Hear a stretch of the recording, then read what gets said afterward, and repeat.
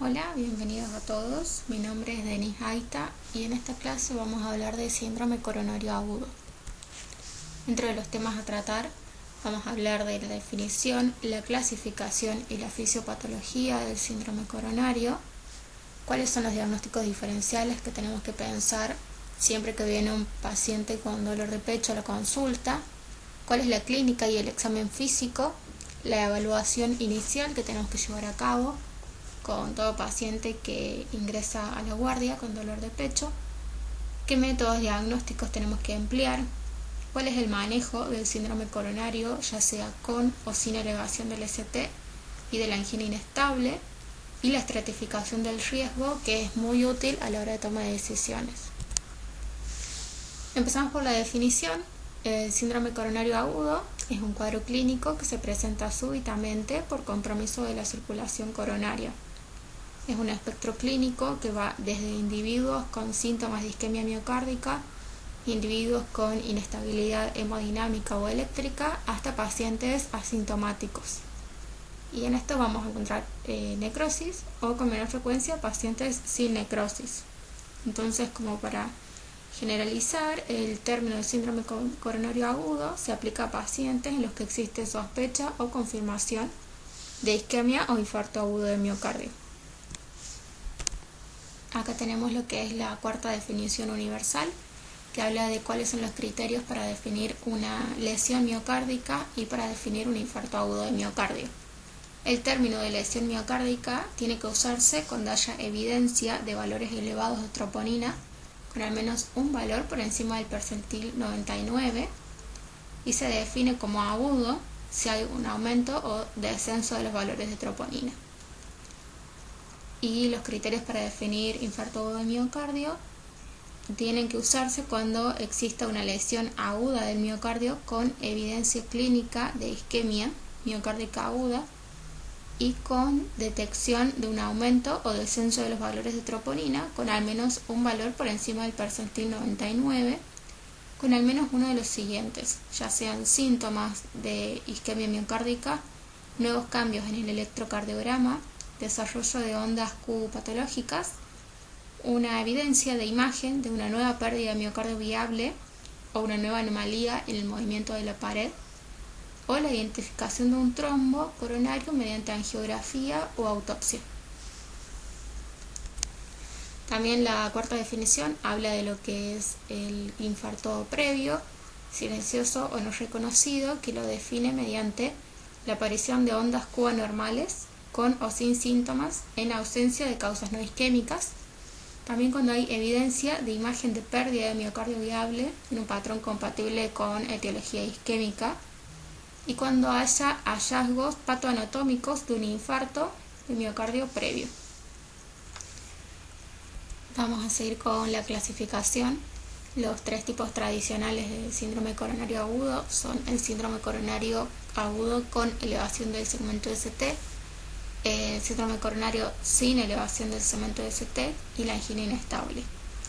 En el síndrome coronario agudo con elevación del segmento ST va a existir una interrupción completa del flujo sanguíneo miocárdico, y este síndrome tiene que distinguirse del infarto sin elevación del ST, en el cual el bloqueo del flujo coronario es incompleto.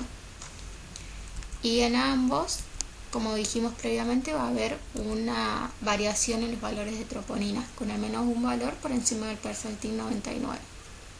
Y la angina inestable se presenta en pacientes con síntomas isquémicos sugestivos de un síndrome coronario agudo, sin elevación de los biomarcadores, y puede o no haber cambios en el electrocardiograma. Sin embargo, el uso generalizado de las troponinas en los laboratorios ha cambiado el diagnóstico de angina inestable a síndrome coronario agudo sin elevación del ST, porque todos los pacientes que previamente se conocían como angina inestable, la mayoría, en realidad sí tenían valores de troponina elevados, entonces ya se consideran síndrome coronario sin elevación del ST. Esta es otra clasificación, es un cuadro que habla de 5 tipos de infartos de miocardio según la etiología. El tipo 1 es un infarto espontáneo que va a estar relacionado con la ruptura de una placa aterosclerótica, resultando en un trombo intramural en una o más de las arterias coronarias con reducción de la irrigación miocárdica. El tipo 2 es un infarto secundario a un desequilibrio isquémico. Hay un desequilibrio entre el suministro y la demanda miocárdica de oxígeno, por ejemplo, en el caso de espasmos de las arterias coronarias, en el caso de taquicardias o bradicardias, anemias o hipotensión o hipertensión. El tipo 3 es el infarto fatal cuando aún no se dispone de biomarcadores. En este caso hay muerte cardíaca con síntomas de isquemia miocárdica y puede o no haber alteraciones en el electrocardiograma, pero antes que se haya tomado una muestra de sangre o antes de que los biomarcadores pudieran elevarse. Después tenemos el tipo 4, que tenemos dos subtipos. Es el infarto secundario ya sea a una angioplastía intraluminal coronaria, que es el tipo A, y el tipo B es secundario a trombosis de la stent. En ambos tiene que haber una variación de los niveles de troponina, tiene que haber una elevación mayor al 5% de los valores de troponina en el caso que los valores basales estén normales, o mayores al 20% en el caso que los valores basales ya estén elevados.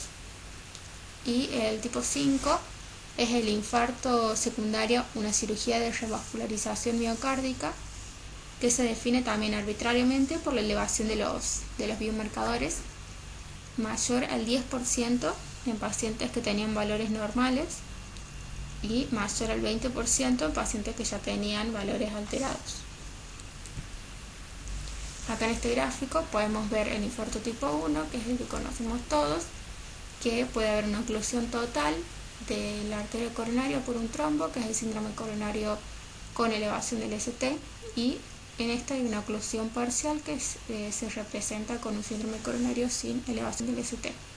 Y acá tenemos el tipo 2, que es por un desequilibrio isquémico, espasmos, falta de oxígeno, anemias, hipotensión.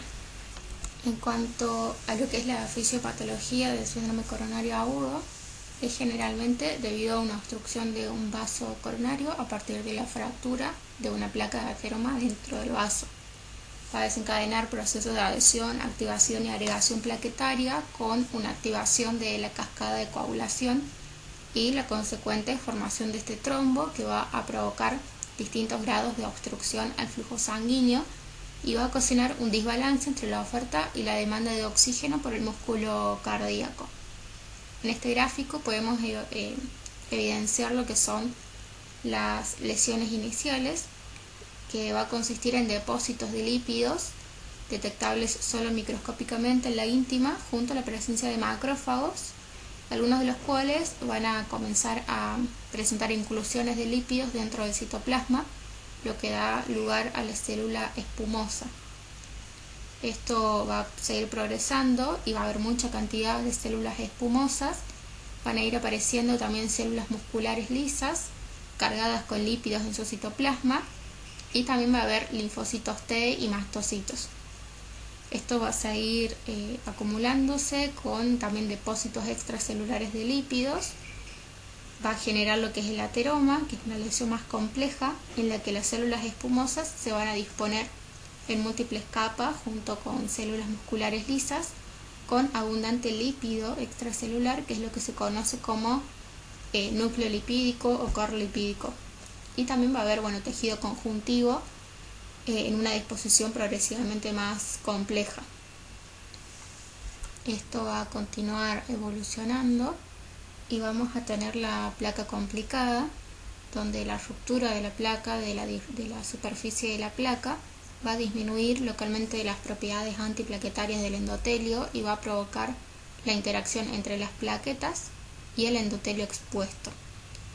Va a haber liberación de factor de von Willebrand y toda una cascada subsiguiente con adrenalina, trombina, ADP, serotonina, tromboxano, colágeno, que va a provocar el reclutamiento de nuevas plaquetas desde la circulación, lo que va a causar la formación de un trombo plaquetario que va a ser anclado por la red de fibrina que se forma simultáneamente gracias a la cascada de la coagulación.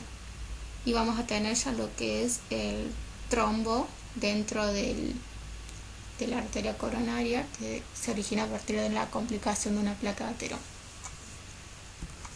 Vamos a continuar hablando de los diagnósticos diferenciales, ya que no todo paciente que viene a la consulta con dolor de pecho tiene una isquemia miocárdica, sin embargo estamos obligados a descartarla.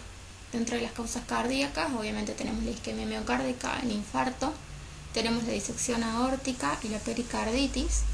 Dentro de lo que es pulmón tenemos que pensar en una embolia pulmonar, también tenemos que pensar en una contusión pericárdica o miocárdica, en una injuria valvular traumática, en una lesión aórtica y también no podemos dejar de pensar en que sea una causa gastrointestinal o musculoesquelética.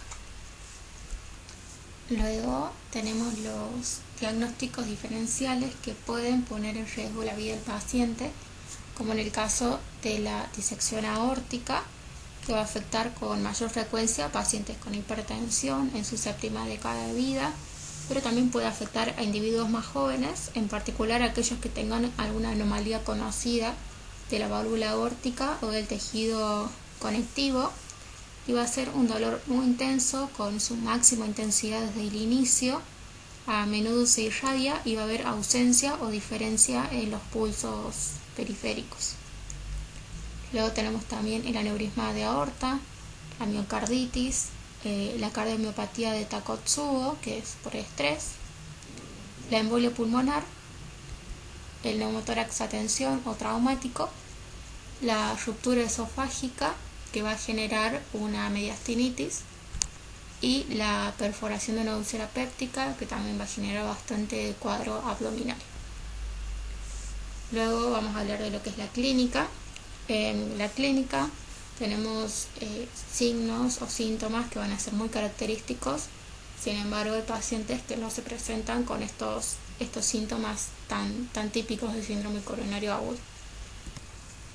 Vamos a tener un paciente que va a presentar un dolor torácico isquémico, que es un dolor intenso, opresivo, aplastante, lo pueden sentir como presionante en forma de banda o constrictiva. Pocas veces se percibe como un dolor agudo o tampoco punzante, en general es más bien difuso. Es retroesternal, aunque también puede presentarse localización paraesternal izquierda, precordial izquierda o incluso cruzando el área anterior del tórax. Se va a irradiar en la región anterior del cuello, la mandíbula, los brazos o el epigastrio, y es más intenso y prolongado que la angina de pecho. Habitualmente dura entre 20 minutos y varias horas y no va a ceder con el reposo ni con la nitroglicerina.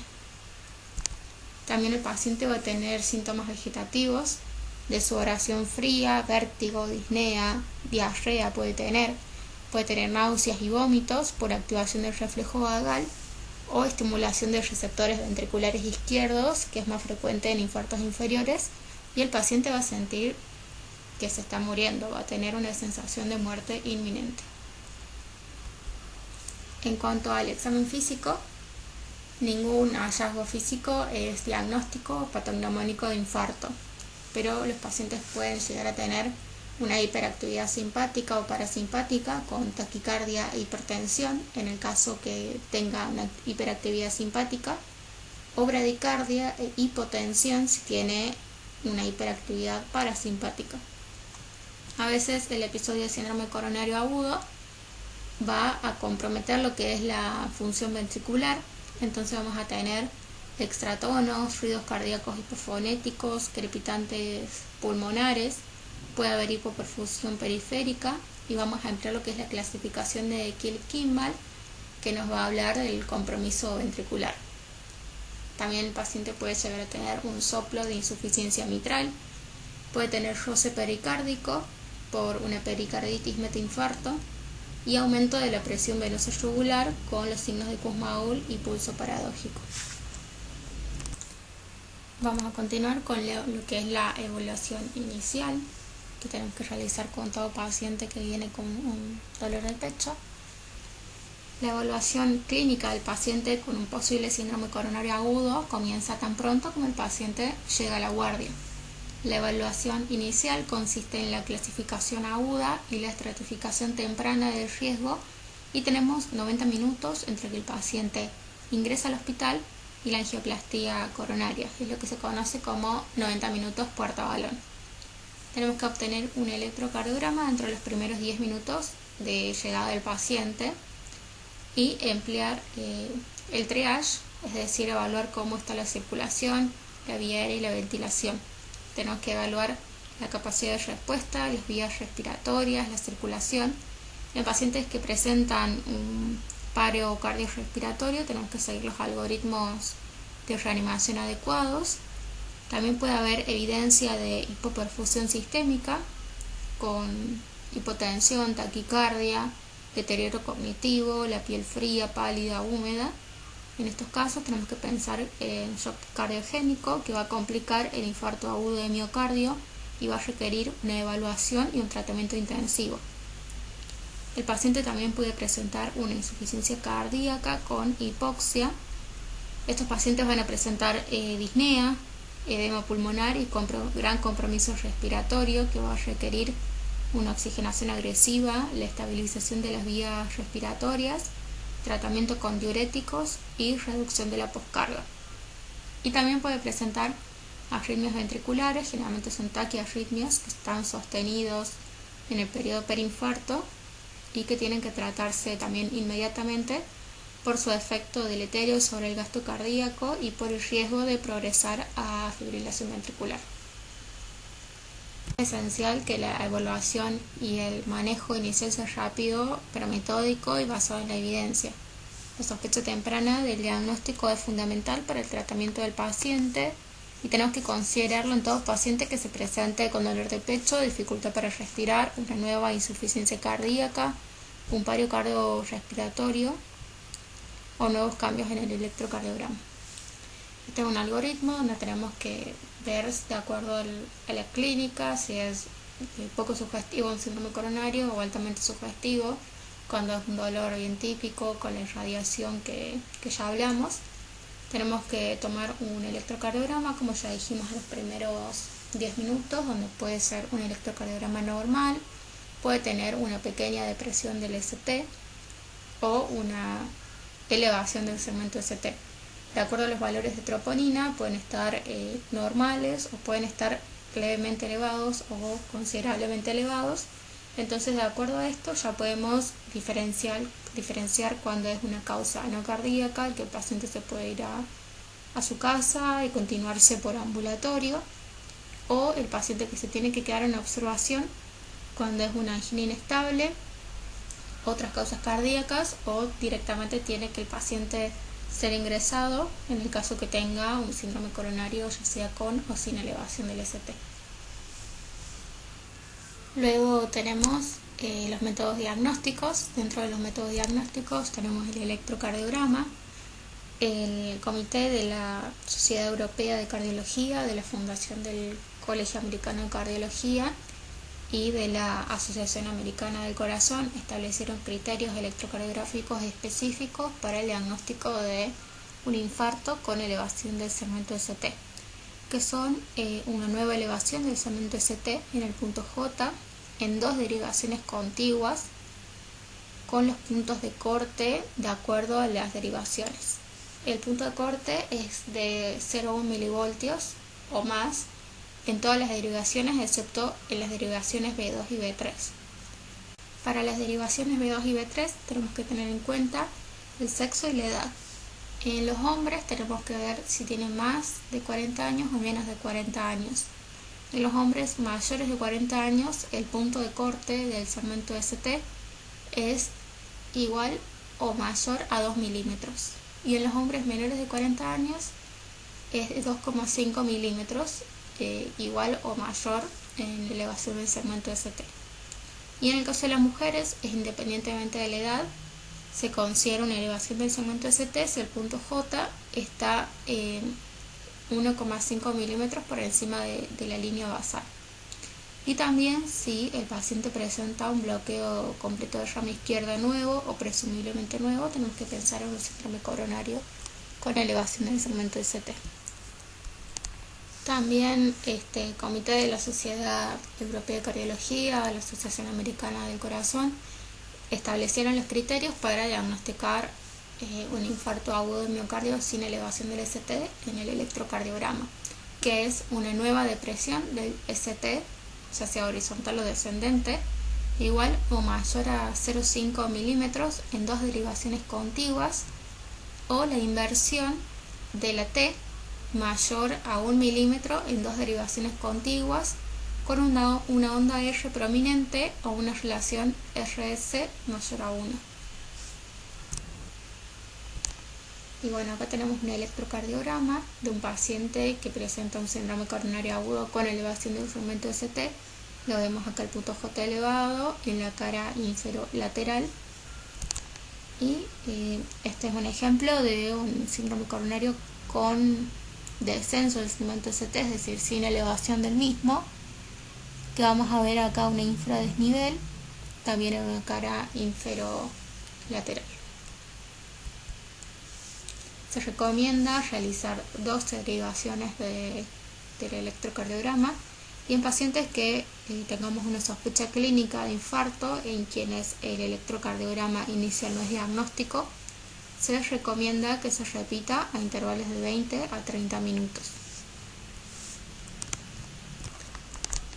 Y después otro método diagnóstico que tenemos son los biomarcadores. Las troponinas son detectables en las primeras 1 a 4 horas después del inicio del infarto, con una máxima sensibilidad entre las 8 y 12 horas, un pico entre las 10 y 24, y van a persistir entre 5 y 14 días. Sin embargo, la decisión en el síndrome coronario agudo con elevación del segmento ST tiene que basarse en la clínica y en el electrocardiograma. En pacientes en los que la sospecha es alta, no tenemos que retrasar la atención si la primera troponina no está elevada. La evidencia nos dice que tenemos que medir la troponina cardíaca en la primera presentación, es decir, apenas el paciente llega a la guardia, como dijimos en los primeros 10 minutos. Si la troponina no está elevada, tenemos que repetirla de 3 a 6 horas. No es infrecuente medir una segunda troponina antes de las 6 horas en pacientes con una alta sospecha de tener un infarto, y en estos pacientes el 80% van a elevarlas a las troponinas en 2 o 3 horas. En un paciente ocasional en el que el índice de sospecha de infarto agudo es alto, pero las 2 primeras troponinas no están elevadas, puede ser necesario repetir la medición a las 12 y 24 horas. Y los pacientes que se presentan tarde, después del inicio de los síntomas, pueden no manifestar un patrón tan cambiante en los valores de troponina. Por lo tanto, en estos pacientes en quienes se presentan tarde o no hay un momento claro del evento y que tienen una troponina elevada, pueden requerir un periodo más largo de evaluación para documentar un patrón cambiante de las troponinas. Acá vemos un gráfico de cuál sería el manejo. En todo paciente que viene con dolor agudo de pecho, tenemos que tomar las troponinas. Si las troponinas son normales, tenemos que ver si el dolor es mayor a 6 horas. Tenemos que lograr que el paciente esté sin dolor. Tenemos que evaluar, digamos, el score de estratificación del riesgo. Si el paciente tiene un score de Graves bajo, tenemos que pensar en otros diagnósticos diferenciales, excluirlos, y el paciente se podría ir de alta con una prueba de estrés. Si el dolor tiene menos de 6 horas de evolución, deberíamos realizar un nuevo dosaje de troponina a las 3 horas. Si el paciente no tiene cambios, vamos a continuar, digamos, evaluando otros diagnósticos diferenciales. Si el paciente tiene cambios con un valor por encima del límite normal, tenemos que ya tomar una conducta invasiva.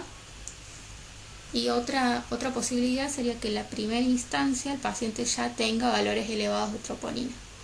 En el caso que ya tenga valores elevados de troponina con una manifestación clínica representativa de un síndrome coronario, tenemos que obviamente hacer un manejo invasivo. Si no, vamos a tomar las troponinas a las 3 horas. Si no ha tenido cambios, tenemos que pensar en otros diagnósticos diferenciales de una elevación de las troponinas, que podrían ser un ataque de arritmia, una falla cardíaca, emergencias hipertensivas, estados críticos como shock, sepsis o quemaduras, una miocarditis, una cardiomiopatía de Takotsubo, una enfermedad cardíaca estructural como una estenosis aórtica, una disección aórtica, una embolia pulmonar o hipertensión pulmonar, una disfunción renal y asociada, digamos, a una causa, una enfermedad cardíaca. Puede haber un espasmo coronario, un evento neurológico agudo, contusión cardíaca o procedimientos cardíacos, hipo o hipertiroidismo, enfermedades infiltrativas como amiloidosis, hemocromatosis, sarcoidosis y esclerodermia, y también puede haber toxicidad por drogas o por envenenamientos, y otra causa de elevación de troponinas sería la rhabdomiólisis. En el manejo del síndrome coronario agudo con elevación del ST, lo primordial es reperfundir, que ya lo vamos a hablar posteriormente, y también el tratamiento médico. Dentro del tratamiento médico tenemos el oxígeno. Vamos a proporcionar oxígeno suplementario a pacientes que tengan una saturación arterial inferior a 90%, pacientes que tengan dificultad respiratoria, incluidos aquellos con insuficiencia cardíaca o aquellos con otras características de alto riesgo de hipoxia. La mejor evidencia con respecto a los posibles beneficios y daños de la oxigenoterapia suplementaria proviene de un ensayo abierto que es el Detox AIMI, que es una determinación del papel del oxígeno en el infarto agudo de miocardio sospechado, que fue publicado en el 2017. En este estudio, unos 6.000 pacientes con sospecha de infarto de miocardio y una saturación de oxígeno de 90% o más fueron asignados al azar para recibir oxígeno suplementario o aire ambiente. Y se observó que no hubo diferencias en cuanto a la mortalidad por cualquier causa dentro de un año, ni en la tasa de rehospitalización debido a un infarto de miocardio dentro de un año. Y el estudio AVOID, que es aire ambiente versus oxígeno en pacientes que tengan confirmado un síndrome coronario agudo con elevación del segmento ST, es un estudio que se realizó en el 2015 con 400 pacientes que tenían una saturación de oxígeno igual o mayor al 94% con un infarto confirmado. De estos fueron asignados al azar a oxígeno o sin oxígeno suplementario, y no se mostró ninguna mejora en el punto final, que es la disminución del tamaño del infarto medido por enzimas cardíacas, y de hecho hubo un aumento significativo en la CPK en el grupo que tenía oxígeno, y a los 6 meses el grupo que tenía oxígeno tenía un tamaño de infarto más grande medido con resonancia magnética que los pacientes que no han recibido oxígeno. Se demostró que en estos casos, digamos, la administración de oxígeno a individuos que no lo necesitaban, es decir, que tenían una saturación igual o mayor al 94%, tiene un efecto vasoconstrictor directo sobre las arterias coronarias. En cuanto a la morfina, en el contexto de un infarto de miocardio, la morfina intravenosa tiene que evitarse si es posible y reservarse para pacientes que tengan un mal manejo del dolor, un nivel de dolor inaceptable, ya que también hay estudios retrospectivos que sugirieron que su uso está asociado con un efecto adverso. En un estudio de 57.000 pacientes, que es el CRUSADE, es un registro observacional retrospectivo de pacientes que han tenido síndrome coronario agudo sin elevación del segmento ST. En esto se observó que los tratados con morfina tenían un riesgo aumentado de muerte más altos que los que no recibieron morfina. Si bien no se conocen los mecanismos por los cuales la morfina podría estar asociada con una disminución de la supervivencia, al menos dos estudios plantearon la posibilidad de que actúe interfiriendo en el efecto antiplaquetario de los bloqueadores del receptor P2 y 12, es decir, clopidogrel, ticagrelor. En el ensayo Impression se asignó al azar a 70 pacientes con un infarto agudo tratados con ticagrelor para recibir morfina intravenosa o placebo. La morfina redujo la concentración plasmática de ticagrelor y por lo tanto afectó a su efecto antiplaquetario. Seguimos con lo que es antiagregación plaquetaria.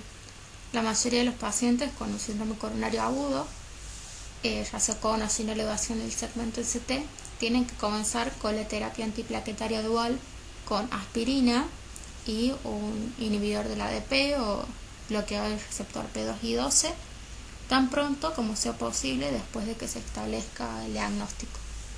Esto es debido a que el beneficio de la terapia fibrinolítica está limitada por la imposibilidad de lograr un flujo normal en el 40-50% de las arterias relacionadas con el infarto. Además, la reoclusión ocurre en el 5-15% de los casos.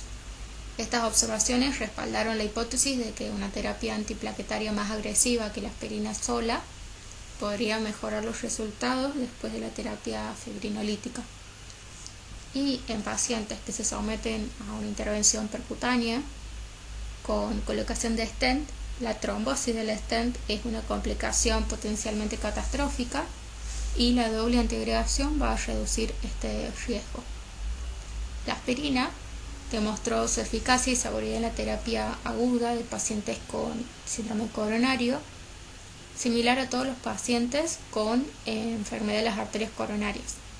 La dosis de carga es de 300 miligramos, se administran con comprimidos masticados como esta dosis de carga.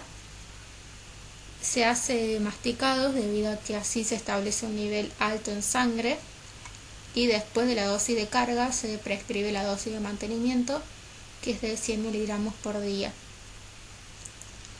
Y en cuanto a los inhibidores del ADP, tenemos el clopidogrel, el prasugrel y el ticagrelor.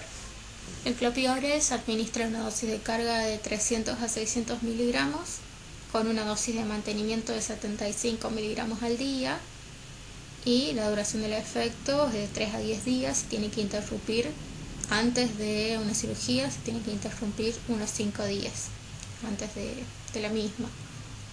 Y el prasugrel se administra también por vía oral, son 60 miligramos con una dosis de mantenimiento de 10 miligramos al día, tiene una duración del efecto de 7 a 10 días, pero está contraindicado en pacientes que tengan antecedentes de ACV o AIT y no se recomienda si tienen fallo renal, si tienen una tasa de filtrado glomerular menor a 15. Y después tenemos el ticagrelor, que se administra a 180 miligramos por vía oral. La dosis de mantenimiento después es de 90 miligramos cada 12 horas. Se tiene que interrumpir 5 días antes de las cirugías y está contraindicado en asma severo. La elección de estos fármacos está determinada en parte por la estrategia de reperfusión elegida. Para los pacientes que van a recibir una intervención coronaria percutánea primaria, se sugiere ticagrelor o prasugrel en lugar de clopidogrel. Para los pacientes que van a recibir fibrinolisis, incluidos aquellos en los que luego se planifica una intervención coronaria secundaria, se administra clopidogrel, y en pacientes que no serán reperfundidos se recomienda ticagrelor. La duración de la terapia antiplaquetaria dual se recomienda durante al menos 12 meses, a menos de que haya habido un episodio de hemorragia importante o haya un riesgo de hemorragia muy alto. En estos casos se puede acortar la terapia dual a 3 a 6 meses, quedando solo con monoterapia con ticagrelor luego de estos 3 meses. Pero también puede prolongarse hasta 30 meses dependiendo también del riesgo isquémico hemorrágico del paciente. En caso de que tengan un procedimiento quirúrgico que no se puede aplazar, se puede considerar la interrupción de este fármaco, un ticagrelor o clopidogrel, tras un mínimo de 1 mes en caso de un stent metálico o 3 meses en caso de un stent liberador de drogas. Y también se recomienda un IVP en combinación con esta doble integración para pacientes que tengan un riesgo aumentado de hemorragia intestinal. También tenemos la anticoagulación.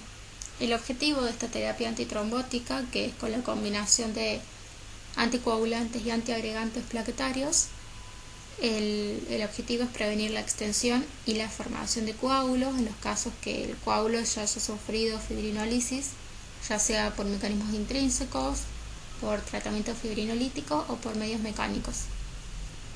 Se recomienda el uso de terapia anticoagulante en pacientes que tengan un infarto de miocardio con elevación del segmento ST, según las directrices también de la Sociedad Americana del Corazón, de la Sociedad Europea de Cardiología, de la Fundación del Colegio Americano de Cardiología. Establecieron que para los pacientes tratados con fibrinólisis hay una fuerte recomendación para la terapia anticoagulante en todos los pacientes, prefiriéndose la enoxaparina o la heparina no fraccionada o el fondaparinux, y se recomendó la terapia durante un mínimo de 48 horas. Para los pacientes sometidos a una intervención coronaria percutánea primaria, también se recomendó para todos una terapia anticoagulante, y el anticoagulante recomendado la heparina no fraccionada. Para los pacientes que no se someten a reperfusión, no se hace ninguna recomendación específica. Sin embargo, el documento reconoce que el fondaparinux es superior al placebo en estos pacientes, y la duración va a depender de la estrategia del manejo inicial. Y bueno, en cuanto a las dosis, tenemos la heparina no fraccionada, que la dosis es de 50 a 70 unidades kilo como anticoagulante. Se coloca un vuelo único de 5.000 unidades endovenosas, y luego, en el caso de que se continúe la anticoagulación, se hace una infusión controlada por KPTT, una infusión entre 12 a 15 unidades kilo hora. La enoxaparina se utiliza en pacientes mayores de 75 años, en pacientes menores de 75 años de edad se utiliza una dosis de carga de 30 miligramos en polo endovenoso, seguido por 1 miligramo kilo por vía subcutánea cada 12 horas o cada 24 horas si la tasa de filtrado glomerular es menor a 30.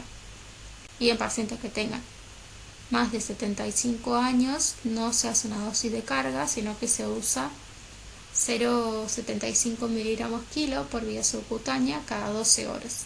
Ya está contraindicado en pacientes que tengan una tasa de filtrado glomerular menor al 15. Y por último, el fondaparinux se usa 2,5 miligramos endovenoso, seguido de 2,5 miligramos subcutáneos por día. No requiere monitorización ni ajuste de dosis, pero sí está contraindicado si la tasa de filtrado glomerular es menor al 20. Y se demostró que redujo las hemorragias mayores. La duración de la terapia anticoagulante va a depender de la estrategia de manejo inicial. Para los pacientes que reciben terapia fibrinolítica o que no reciben ninguna terapia de reperfusión, la heparina no fraccionada se continúa durante al menos 2 días.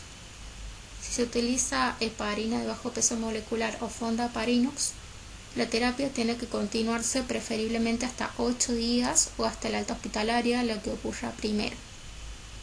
Y para los pacientes con síndromes coronarios agudos que se someten a una intervención percutánea, en la mayoría de los casos sin complicaciones, la heparina se detiene al final del procedimiento.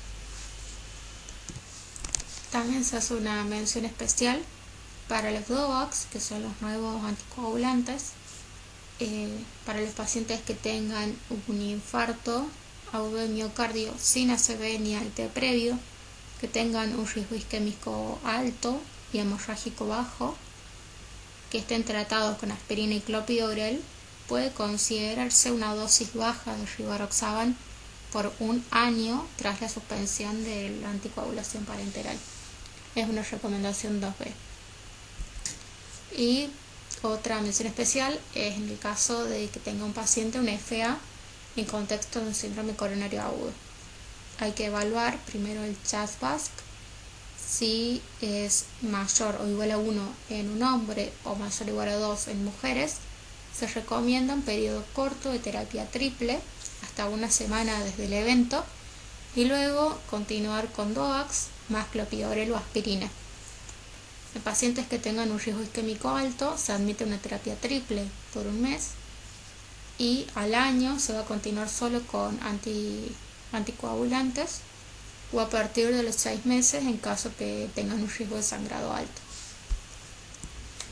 Luego tenemos los beta-bloqueantes. Para los pacientes con infarto agudo de miocardio, la terapia con beta-bloqueantes reduce el tamaño del infarto y la mortalidad temprana. Los efectos potencialmente beneficiosos de los beta-bloqueantes en pacientes que tengan infarto agudo de miocardio incluyen disminución de la demanda de oxígeno debido a una reducción de la frecuencia cardíaca, la presión arterial y la contractilidad y el consiguiente alivio del dolor torácico.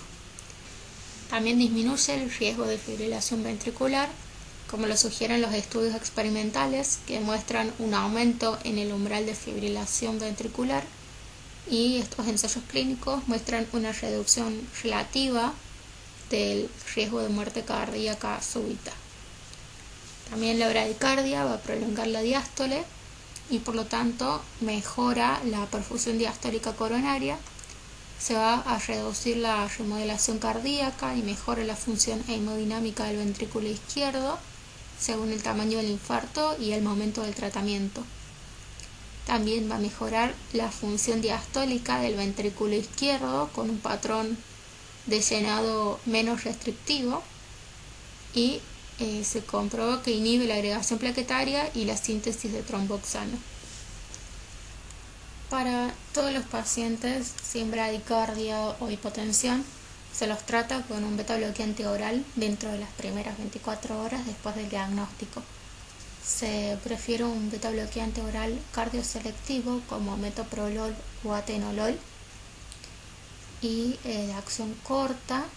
Se prefiere temprano para medir un ajuste más rápido de las dosis en función de la presión arterial y la respuesta de la frecuencia cardíaca del paciente. No hay evidencia consistente en el beneficio de beta-bloqueantes intravenosos y cerca del momento del alta se prefiere cambiar a beta-bloqueantes de acción más prolongada que se administren 1 vez al día para mejorar la adherencia al tratamiento. La terapia a largo plazo, la mayoría de los pacientes con infarto agudo de miocardio se tratan con una terapia con beta-bloqueantes a largo plazo para mejorar la supervivencia. Sin embargo, el beneficio de supervivencia dejó de ser estadísticamente significativo más allá de los 3 años después del infarto. Pero muchos pacientes que han tenido infarto de miocardio tienen una indicación clara de continuar con este tratamiento, como insuficiencia cardíaca con una fracción de eyección baja, disfunción sistólica ventricular izquierda, hipertensión o angina. Y están contraindicados en individuos comprometidos hemodinámicamente, incluidos aquellos con hipotensión, con o sin shock, pacientes que tengan un broncoespasmo activo, pacientes con un bloqueo cardíaco mayor de primer grado, a menos que el paciente tenga un marcapasos, y aquellos con un bloqueo cardíaco de primer grado y un intervalo PR mayor a 0,30 segundos o una bradicardia grave menor a 40 latidos por minuto. También pacientes con una insuficiencia cardíaca manifiesta, incluido el edema pulmonar, no deberían recibir beta-bloqueantes. Otra estrategia es el uso de IECAS y ARAS. El enfoque para el uso de los IECAS y ARAS en pacientes con infarto agudo de miocardio es consistente con las recomendaciones también hechas por la Asociación Americana del Corazón y el Colegio de Cardiología Americano. Se recomienda el uso de inhibidores de la enzima convertidora de angiotensina en todos los pacientes con un infarto de miocardio agudo que no tengan una FEBI normal o que tengan factores de riesgo cardiovascular mal controlados y se hayan realizado una revascularización. Se recomienda en pacientes que tengan una FEBI menor al 40% o con insuficiencia cardíaca, hipertensión o diabetes, siempre que no haya contraindicaciones. Los estudios aleatorizados encontraron una reducción significativa en el riesgo de muerte con la terapia con IECA. Se demostraron beneficios con la terapia a largo plazo y en los pacientes que tengan intolerancia a IECA se recomienda un ARA-2. Dentro de las contraindicaciones que tenemos para la administración de un IECA tenemos la hipotensión, el shock, antecedentes de estenosis de la arteria renal bilateral y empeoramiento previo de la función renal con un IECA.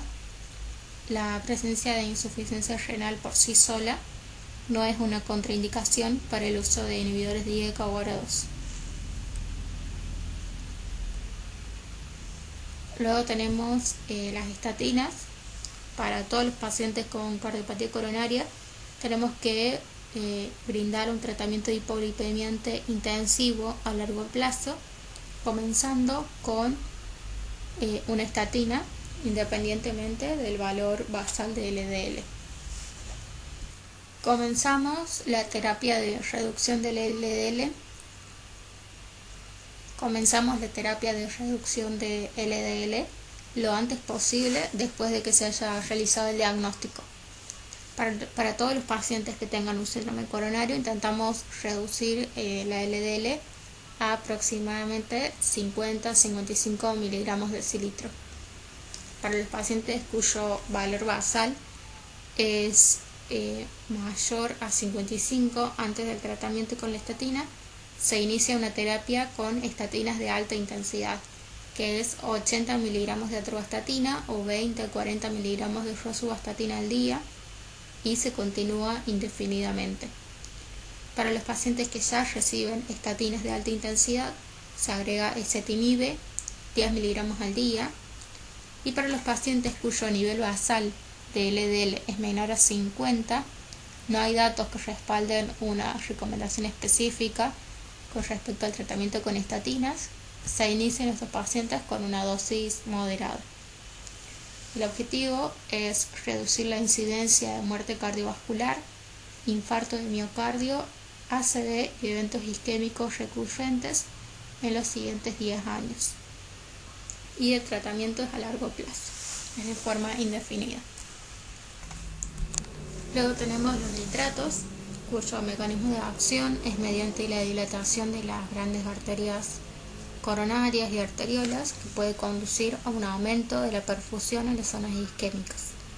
También va a haber dilatación del sistema venoso con disminución de la precarga, reducción del volumen ventricular y una caída de la presión de enclavamiento capilar pulmonar. Este efecto es útil en pacientes con congestión pulmonar.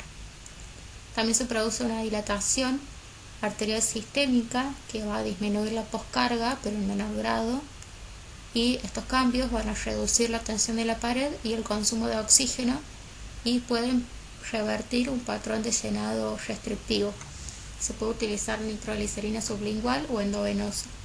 La nitroglicerina sublingual es la terapia de elección para los pacientes con episodios anginosos agudos.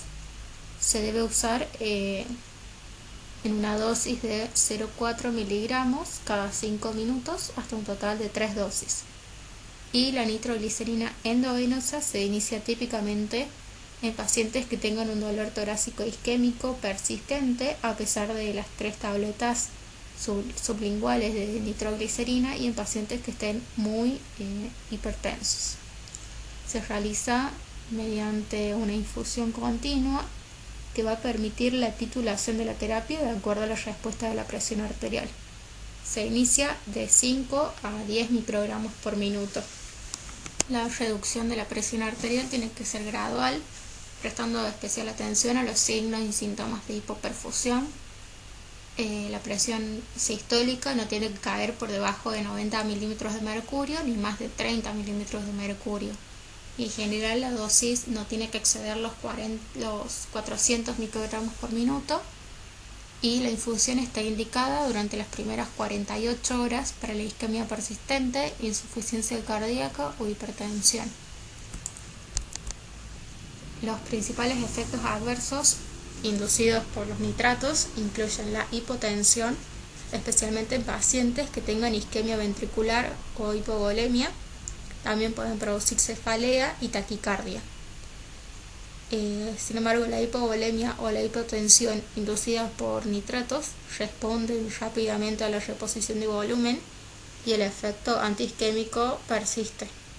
Se tiene que evitar los nitratos en todas sus formas en pacientes que presenten una presión arterial sistólica inferior a 90 milímetros de mercurio o que haya descendido más de 30 en relación al valor inicial, porque puede producir una descompensación hemodinámica. También se tiene que evitar en pacientes que tengan una bradicardia marcada, menos de 50 latidos por minuto, o que tengan una taquicardia, más de 100.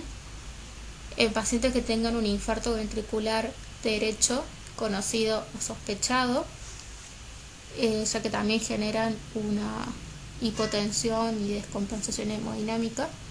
Pacientes que hayan tomado un inhibidor de la fosfodiesterasa como el sildenafil para la disfunción eréctil en las últimas 24 horas o hasta 48 horas en el caso que hayan tomado tadalafil, porque pueden producir una hipotensión grave. Pacientes con miocardiopatía hipertrófica, los nitratos pueden producir o aumentar la obstrucción del tracto de salida, y en caso de una estenosis aórtica grave, una disminución repentina de la presión arterial puede provocar un colapso cardiovascular. En vista de su falta de beneficios para la supervivencia, los nitratos no se tienen que preferir sobre los betabloqueantes o IECAS y ARA.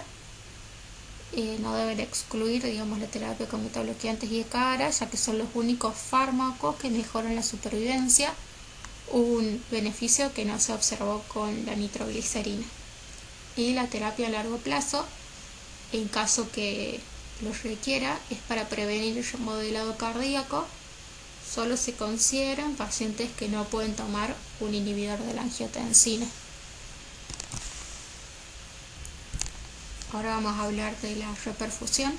Para la mayoría de los pacientes con un síndrome coronario con elevación del ST, la reperfusión de la arteria coronaria, ya sea mediante angioplastía o con terapia fibrinolítica, redujo la mortalidad en comparación con la ausencia de reperfusión.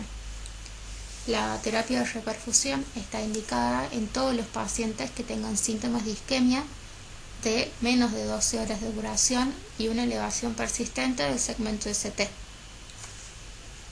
La angioplastía coronaria percutánea primaria está recomendada sobre la fibrinolisis dentro de los tiempos indicados. Tiene que realizarse dentro de los 120 minutos posteriores al primer contacto médico e idealmente dentro de los 90 minutos del inicio de los síntomas. Sin embargo, la angioplastía primaria puede ser preferible para algunos pacientes e incluso cuando no se puede realizar de manera oportuna.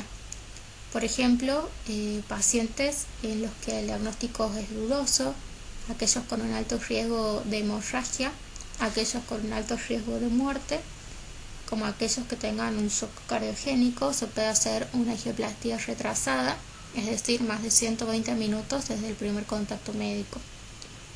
Si una angioplastía coronaria primaria no puede ser realizada debido a veces a los impedimentos del tiempo, del lugar en el que estamos, la terapia fibrinolítica está recomendada si el paciente se encuentra dentro de las 12 horas del inicio de los síntomas y no tenga contraindicaciones. Acá tenemos lo que es la angioplastía coronaria transluminal con stent. Se prefiere el stent al balón. Hay estudios que muestran que la angioplastía con colocación de stent reduce la tasa de muerte, reinfarto no fatal o ACV en comparación con la angioplastia con balón. Se recomienda su uso por vía radial y con colocación de un stent liberador de drogas en todos los pacientes.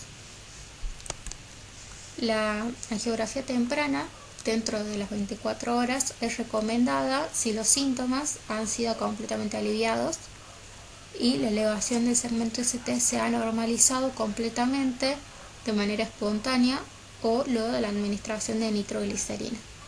Esta es una recomendación clase 1 y, como ya dijimos anteriormente, en pacientes que tengan inicio de síntomas tardíos, es decir, más de 12 horas, la angioplastia primaria está indicada si el paciente tiene síntomas de inestabilidad hemodinámica o arritmias que amenacen su vida. Luego tenemos lo que es la fibrinolisis. Se inicia una terapia fibrinolítica dentro de los 10 a 30 minutos posteriores al diagnóstico, en el caso que sea la terapia que vamos a realizar. Dentro de los fibrinolíticos tenemos la streptokinasa, el alteplase, reteplase y terecteplase. La streptokinasa fue el primer agente intravenoso en el que se demostró un beneficio en la mortalidad en comparación con el placebo. Posteriormente se demostró que el alteplase, reteplase y teneteplase tenían resultados clínicos similares o mejores en comparación con la streptokinasa. Se prefiere agentes específicos de fibrina sobre la streptokinasa y dentro de estos se prefiere los de tercera generación como tenecteplase y reteplase sobre la alteplase en base a su perfil de beneficio-riesgo, generalmente favorable, y a la facilidad de uso. Se prefiere la terapia fibrinolítica en lugares donde no se dispone de angioplastia primaria o cuando se provee un retraso significativo en su administración. Si el retraso relacionado con la angioplastia es mayor a 120 minutos, elegimos la fibrinolisis. Dentro de lo que es la fibrinolisis tenemos contraindicaciones para esta terapia, contraindicaciones absolutas y relativas.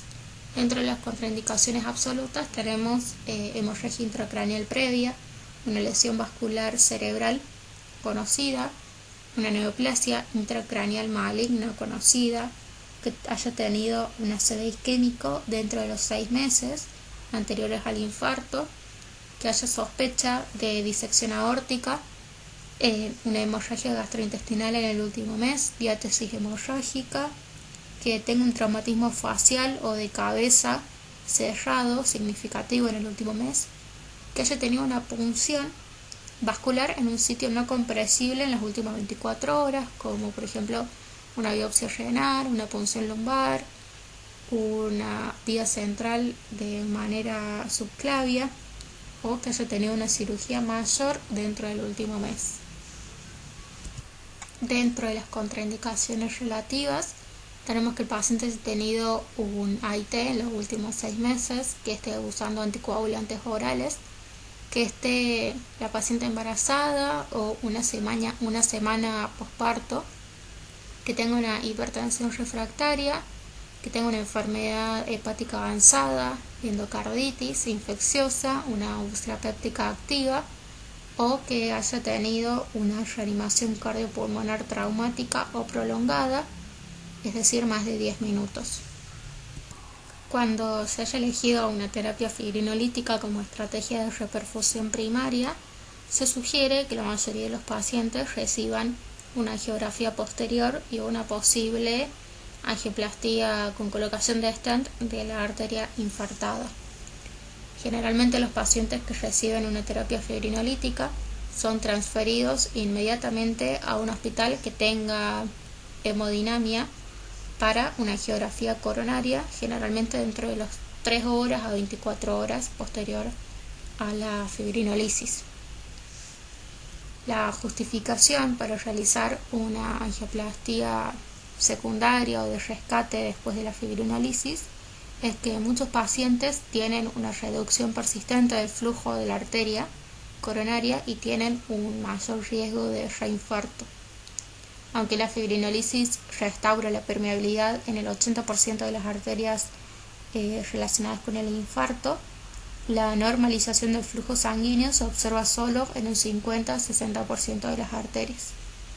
Para los pacientes que haya evidencia de que la reperfusión no ha tenido éxito, es decir, que tengan una fibrinólisis fallida, se sugiere una angiografía inmediata con intención de realizar una angioplastía de rescate.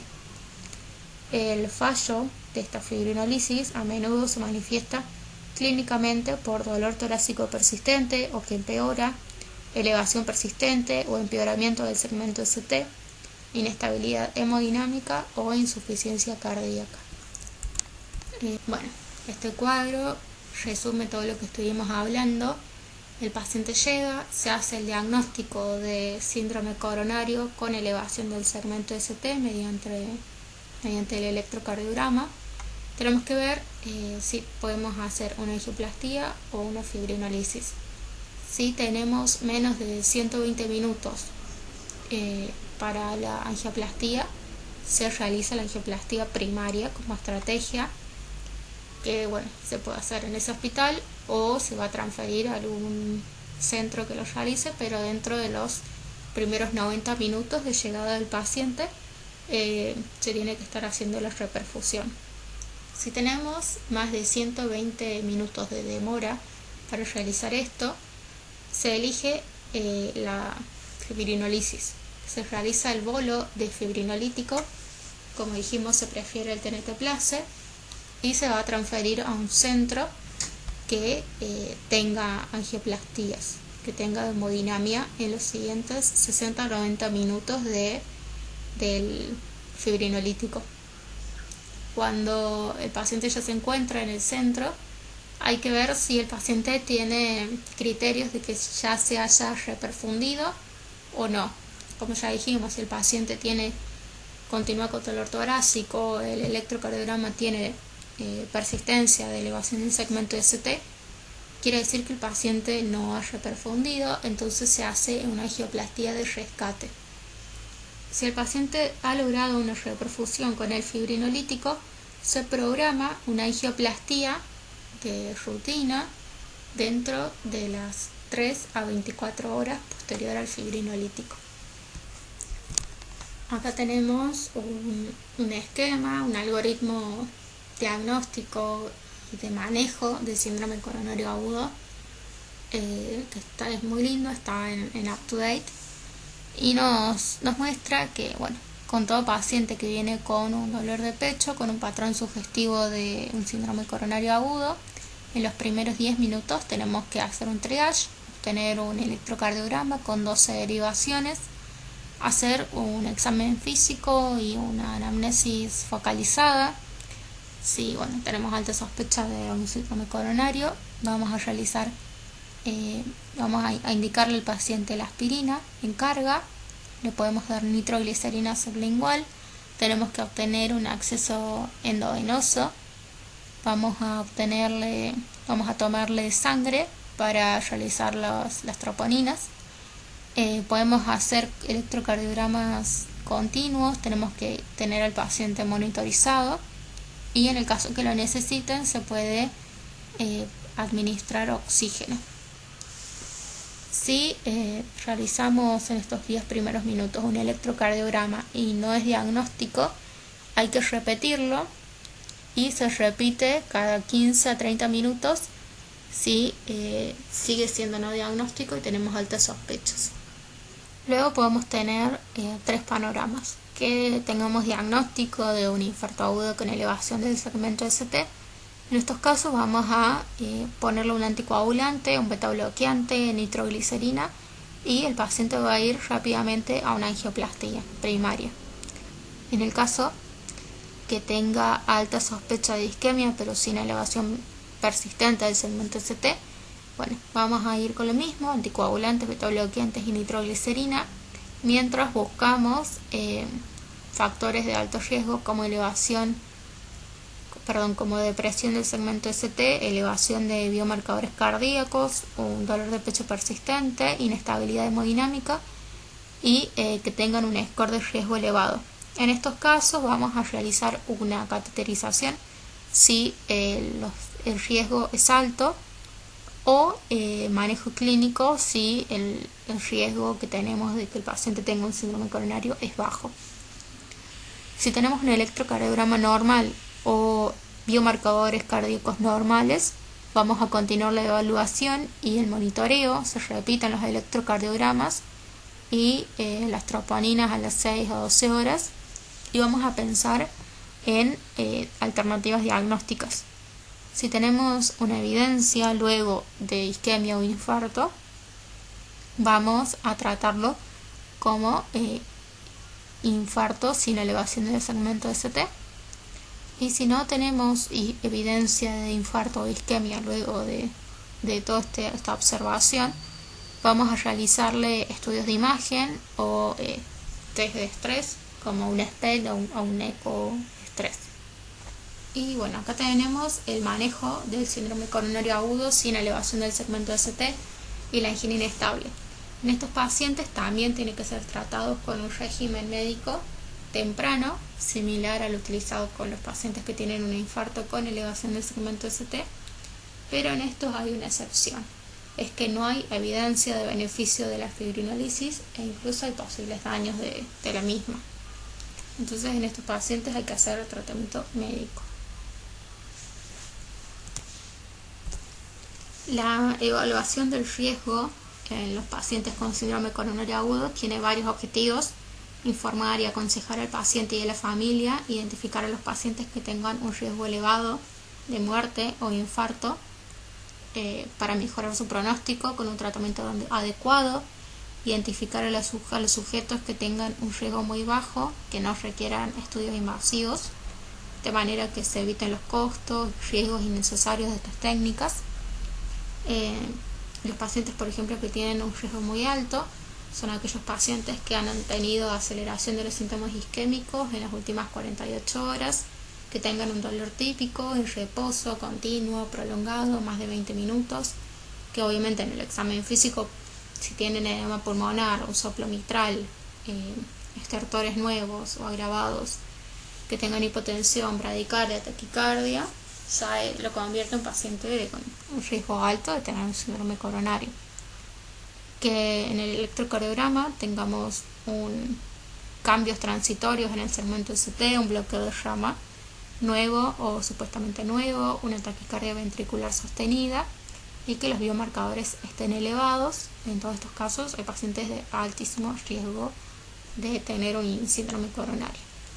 Riesgo intermedio serían pacientes que tengan un infarto previo, una enfermedad vascular periférica o cerebrovascular, que usen aspirina, estos pacientes que tengan una angina en reposo ya resuelta, pero que tengan probabilidad moderada o alta de enfermedad coronaria, pacientes de más de 70 años, que tengan ondas Q patológicas o inversiones de la onda T, es decir, una T negativa, y que los marcadores cardíacos estén ligeramente elevados. Y los pacientes, que tengan un riesgo bajo de tener un síndrome coronario, son pacientes que tengan una angina, clase funcional 2 o 3, que tengan un electrocardiograma normal o sin cambios durante este episodio de dolor torácico y que los biomarcadores estén normales. En estos casos, habría que obviamente evaluarlo, ver si tiene otras causas de dolor de pecho, y en ese caso se podría continuar el tratamiento dirigido o incluso el paciente se podría continuar por ambulatorio el control. En la última década se han desarrollado modelos de predicción o algoritmos. Dentro de los modelos más conocidos tenemos el Grace, el TIMI y el Pursuit. Dentro de estas escalas, las más conocidas son el TIMI y el Grace. La escala de Grace predice riesgo de muerte hospitalaria y muerte posterior al alta a los 6 meses. Va a evaluar la edad, la frecuencia cardíaca, la tensión sistólica, la creatinina, la clase de Kille-Kimball, si el paciente tiene un paro cardiorrespiratorio al ingreso, le suma muchísimo puntaje.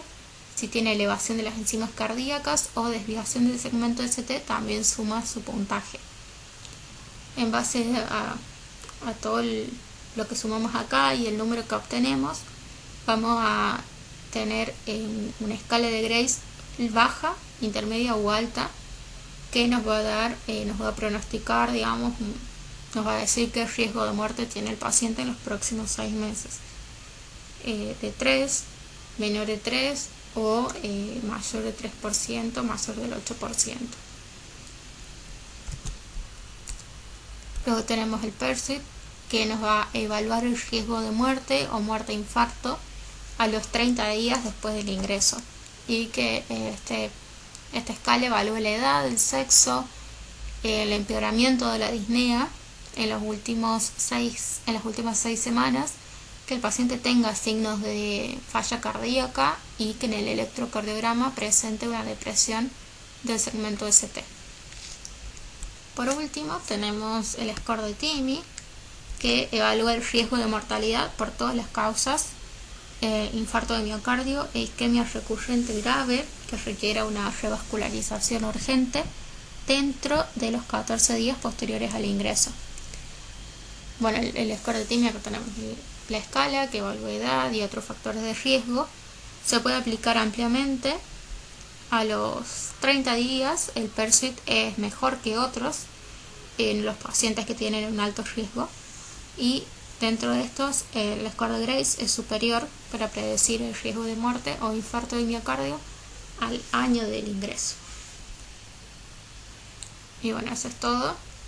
Sé que se hizo un poco largo, pero espero que les haya servido.